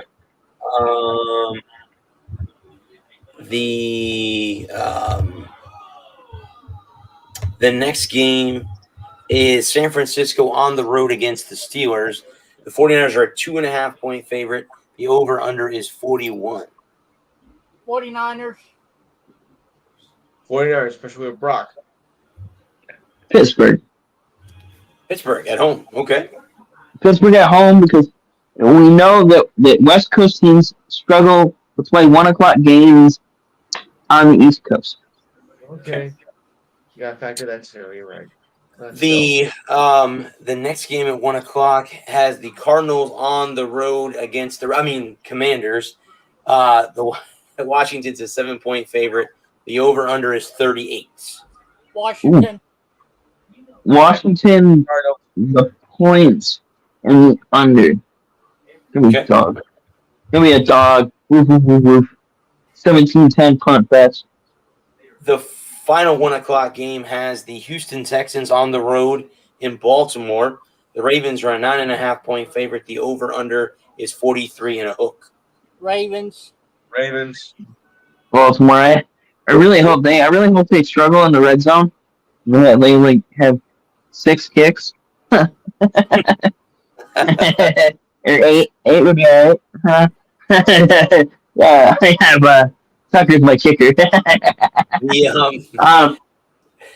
Yeah, Ravens, the points. And what was the line? 43? 43.5 is over under. The line is 43 9.5. and a half. Yeah, I'm gonna take I'm thinking 38-10. I think the Ravens roll. You have Justin Tucker? Yes, Justin Tucker's my kicker. So they could score like 80. That'd be all right. But Tucker kicks 10 extra points. That'd be good. The 425 game opens up an NFC North matchup in Soldier Field as Green Bay visits the Bears. Chicago is a 1-point favorite. The over-under is 42. The Bears. Non-Aaron Rodgers era in Green Bay. I'm thinking the Bears. I'm going to go shockingly. I'm going to say Green Bay. Because that offensive line for Chicago ain't any good either. So Justin Fields will be running. I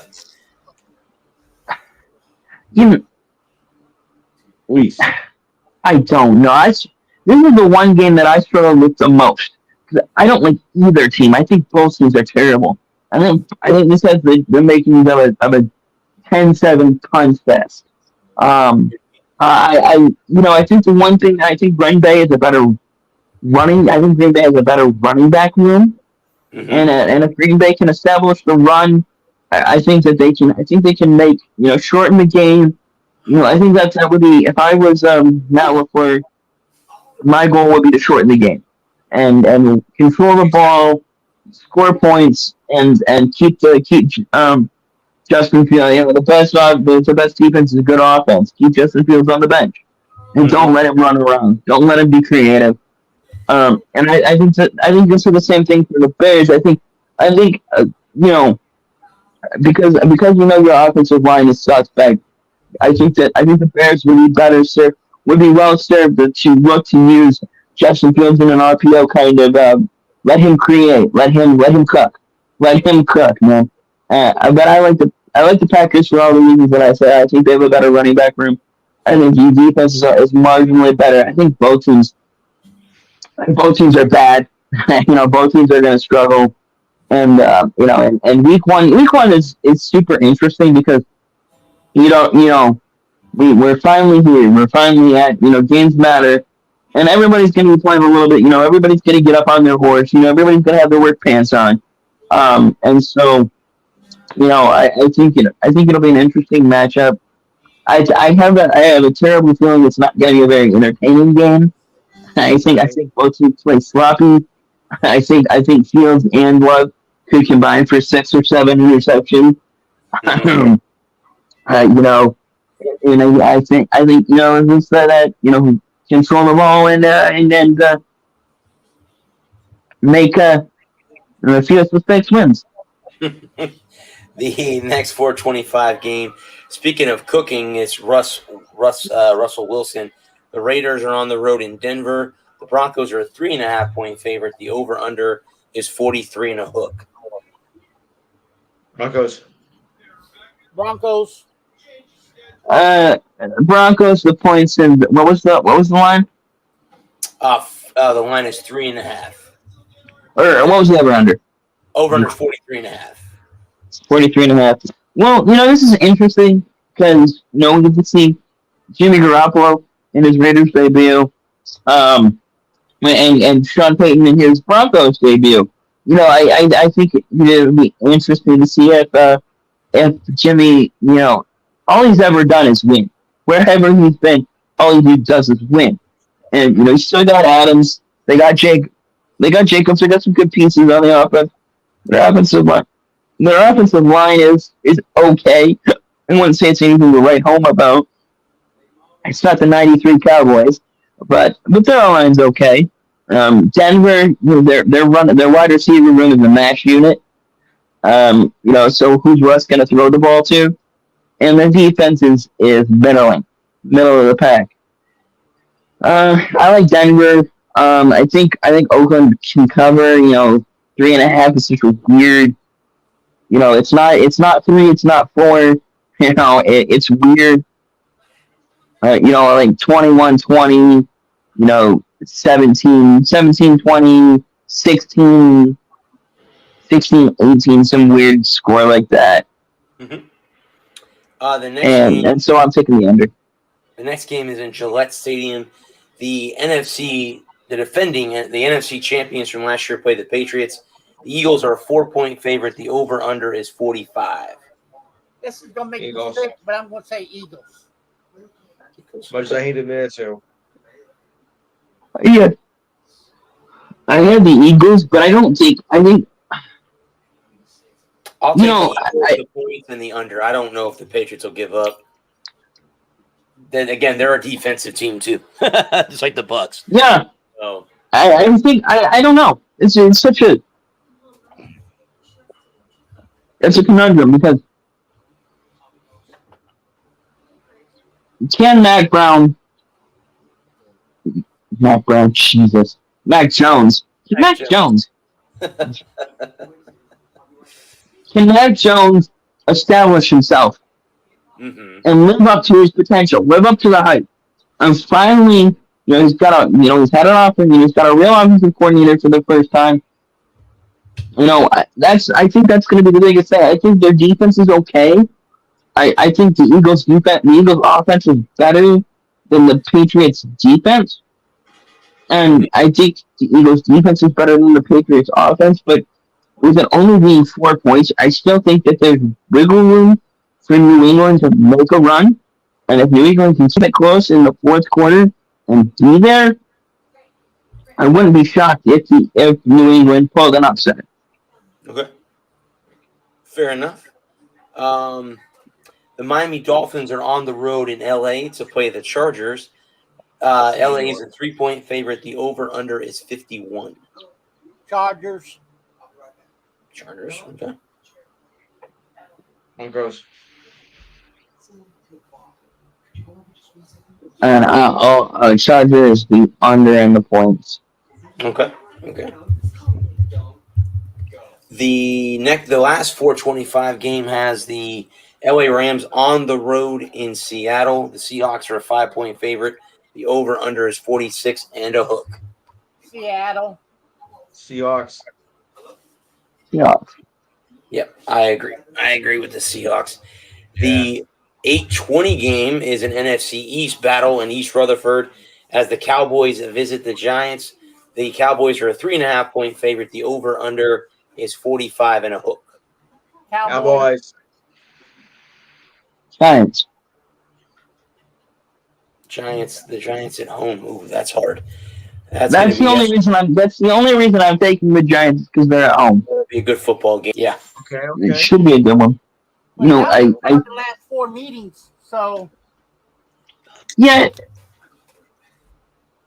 But they're at home. I think the pick against the NFC East home team because it's so hard to win in the NFC East on the road as the road team. The away team is so hard to win. I'm not saying that I'm not saying the Cowboys can't win. I definitely think the Cowboys can win.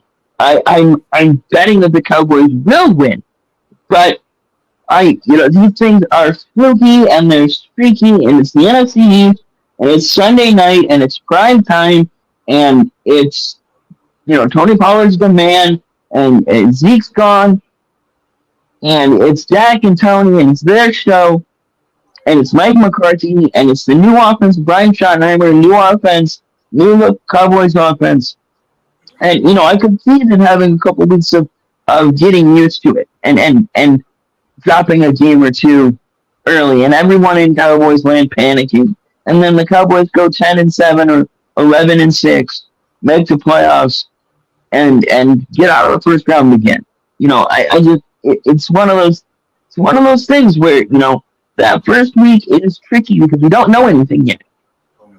And we lost Brad.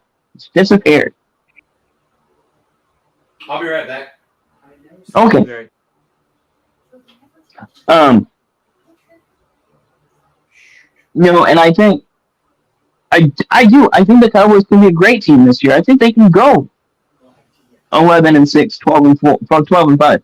I think they can compete with the Eagles. I'm curious to That's the games. That's the games. That's the game that I'm looking for. Is forward to is Eagles Cowboys home and road. And the Monday night game is the Bills. They'll be also in East Rutherford. So they'll have to get the field cleaned off of the next night for the Jets. The Bills are in town. Buffalo's a 2.5-point favorite. The over/under is 45 and a hook. As much as I hate to go against my team, I have to go with the Bills. Well, I've said it a lot. That bears repeating. It's a new look Jets, new Aaron Rodgers, and I'm wearing number 8, not wearing old number 12, because the Jets kind of have a guy who made a guarantee in that number, pulled off an upset to shock the world. And some guy by Joe Names, I think that was his name. You might have heard of him. I wouldn't be shocked. I would not be shocked if the Jets pull up an upset. I don't hate the Jets. I like the defense, and they've got a good defense. I'm curious to see what the Bills' defense will look like with full strength again. With Von Miller and their safety, the one that went out before Hamlin went out. The guy there was another guy they had before DeMar Hamlin. They got hurt, and that's why Hamlin was in the game in the first place. And Hamlin made the 53-man roster, so big ups to him. Hopefully he'll get in again. Get to see some playing time. So I wouldn't be shocked at all. It's a 2-point game. It's only a 2-point spread. They're not saying Bills by 40, or even 14. And I think having Aaron Rodgers, it gives you a puncher's chance. Aaron Rodgers, you love him or hate him. I know most people hate him, but he is a prima donna prick. But for 3 hours on, the reason why you put up with him Monday through Saturday is because for 3 hours on Sunday, he's one of the best in the world at what he does. Mm-hmm. If not the best in the world now. And he makes you be honest. You're not gonna fool Aaron Rodgers. He's been doing it too long.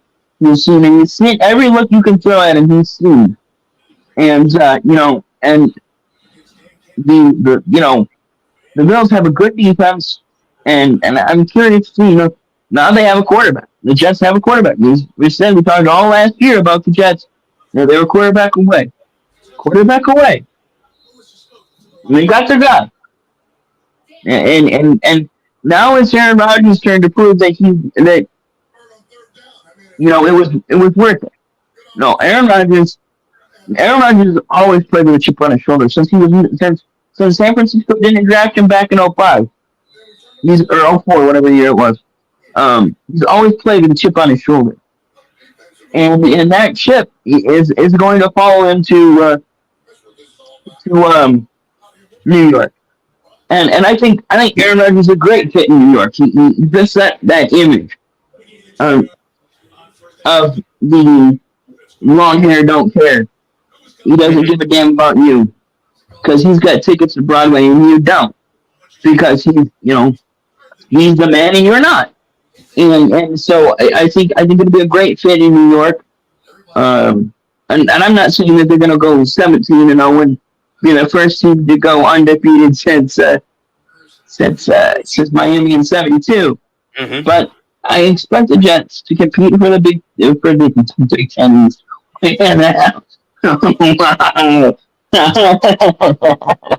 It's been a long day, folks.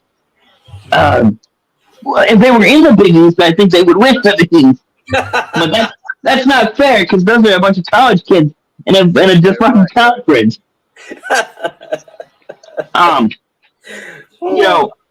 But I do like Aaron Rodgers. I always have liked Aaron Rodgers. I understand why people, and I can understand why people don't like him. He's a prick. He's an arrogant prima donna piece of shit. Mm-hmm. He's better than you, and he knows it. and he doesn't have any problem telling you he's better than you.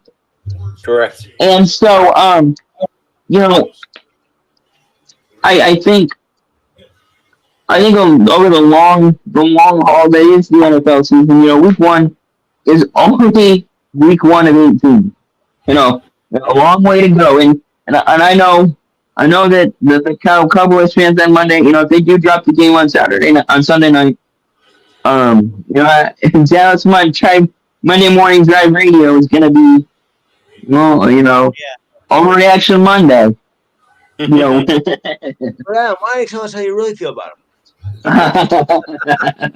I've been doing that for 4 years now. Why don't we call Stephen A. Smith and ask him how he feels about the Dallas Cowboys? Yeah, or we can not. We're not jealous for that. Not jealous for that. We don't need no Stephen A. Not jealous for that. Hey, Joe, how you feel about them Cowboys?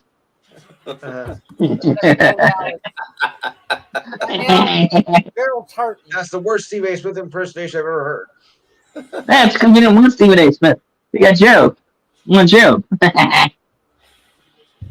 Well, we call us Cat Bellis. Oh God! You got some things to say with them Cowboys. I got compared to him the other day. No, yeah. My friend, who I'm announcing the game, he's like, "You sound like Skip Bayless." I go, "Please, for the love of God, don't call me Skip Bayless. For the love of God, do not even put me in the same sentence as that man. I hate him with every ounce of my being." I do too. I've always hated him. I also don't like Stephen A. Smith. Stephen A's his own character. He's when they say when you look up character in the dictionary, he's in the picture. It's right there. Stephen A. Yeah, that's Got a correct. picture. Stephen A's an asshole. That's true. Tell us how you really. I mean, he's not wrong. He's not wrong at all. He's an ass. True. Well, I mean, but y'all, you know, I think the other thing is like what I think that it's you know, it kind of like what we were talking about on Gerald, so we talked about the Miz and how insufferable the Miz is. But yeah, I think off camera, you know, Stephen A., Skip Bayless, if we didn't know who they were and we walked into a bar and we were having a drink with the guy, I think they would, you know, I think they turn it up for TV. I think they play it up for TV. You know, I don't really think that, you know, I would like to think that that's not who they, you know, that it's a personality, it's a character that they, you know, and they imbibe on TV, you know. And then again, maybe it's not. Maybe that is who they really are. Maybe that really is their personality. Maybe they're just insufferable in their everyday life. I don't know. But you know, like, and that's one thing that I will praise our shows about is that I have no problem with the guys on the crew that we put together. I think y'all are a bunch of great guys, and I thoroughly enjoy hanging out and talking sports with all three of you. Anytime. You guys are great fun, and I like to think that we have fun around here, and we keep it light, and we keep it entertaining. On that one, I agree with that. I know when it comes to announcing games, I have to cut the dead air time, and I'm trying to find ways of doing that. I got to get stats and stuff to fill all those gaps in, but I'm enjoying it.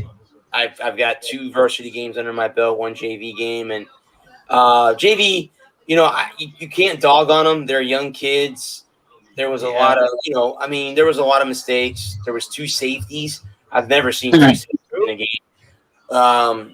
But I mean, you know, they're young. They're learning. Now they're playing for fun. Yeah, it's a different style of football. Were they playing sevens? No, they were playing full 11s, full 11.